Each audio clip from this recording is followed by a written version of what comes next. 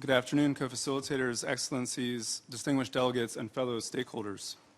The private sector stands willing to help move us from billions to trillions in development and be the partner in sustainable development the global community needs in the post-2015 development era.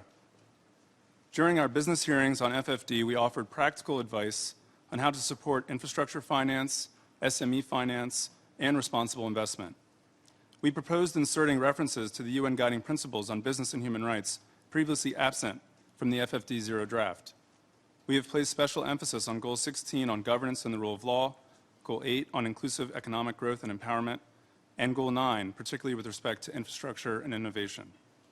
Some of the proposed means of implementation in Goal 17 and the other 16 goals fall short of the actionable and pragmatic proposals needed.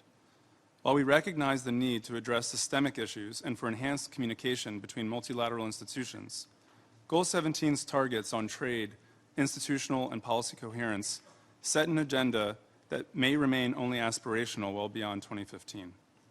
So what should be included from the FFD outcome document? We propose that of the 0 draft sections, A, B, C, and of course Section H on data, form the core of what will get us furthest towards achieving the SDGs and should be promoted as the key means of implementation for the SDGs. To achieve this, we would like to reinforce Ambassadors Kumau's and Donohue's calls for a more detailed goal-by-goal analysis of which kinds of resource streams, global and national partnership activities, platforms, and other modalities will be the most effective in achieving different SDGs. On the cross-cutting issue of technology transfer, we will need to redouble efforts on the fundamentals, that is open trade, protection of IP, and other enabling frameworks, and catalyze creative solutions that incentivize different actors to deliver according to their different respective capabilities. The private sector continues to be an important source for R&D, innovation, and dissemination of the technologies that will be indispensable to advancing the SDGs. Global and national governance frameworks that foster innovation are critical.